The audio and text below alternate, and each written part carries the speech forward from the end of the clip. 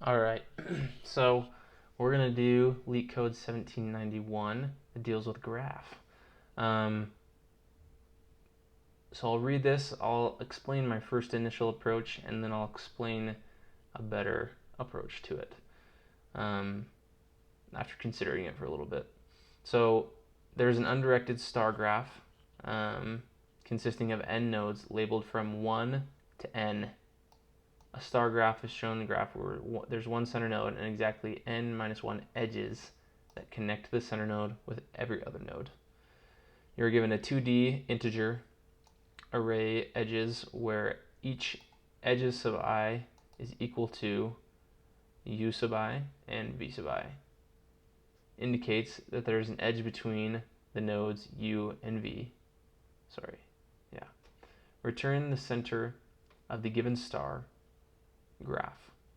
So in here, obviously we see that the star is 2 in the center, but when we see it in an array form, we can see that there's 1 to 2, 2 to 3, and 4 to 2. So the output is 2, since 2 shows up in every single one of those different edges. For here, we can see that there's no visual depiction of this, but we can see there's an edge from 1 to 2, 5 to 1, 1 to 3, and 1 to 4. So what we can do, initially, what my thought was, well, here's the constraints first. You can read those. Initially, what my approach was that, I could go through each individual one and then just give me the most abundant element in each one of those edges. So I'll actually show you my first submission. Obviously, it didn't do super hot compared to the others, and it was quite extensive. So, first, I initialized an array. I pushed each edge to that array, and then I wrote another function that got the most frequent in that saved array. I created a hash map, and then went through the process of extracting the most abundant element in that array. So if we look at this more intuitively, let's not look at that. If we look at it more intuitively, we can see that if we look at the first edge and we look at the second edge, there's already an abundant array.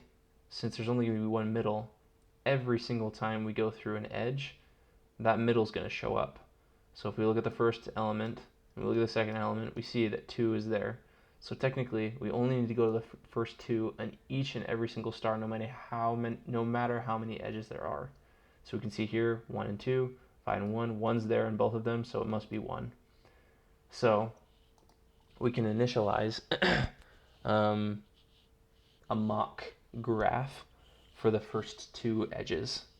So what I'll do is I'll create a const that initializes a graph, and then we'll put in the edges. So I'll just call this vertex 1 and vertex 2, and then we'll create the second edge, which is vertex 3 and vertex 4, and then we'll set that equal to edges. And then all we really need to do is a return statement that says, does v1 equal v3 or does v2 equal v3? If it's none of those, it must be v4. So we'll go v1 if that is identical to v3, or if v2 is identical to v3. Otherwise, then we'll return v3. And then if it's not that, then it must be v4. Simple as that. Super straightforward. All you gotta do is go through the first 2 elements, and it should be able to spit us out the correct element.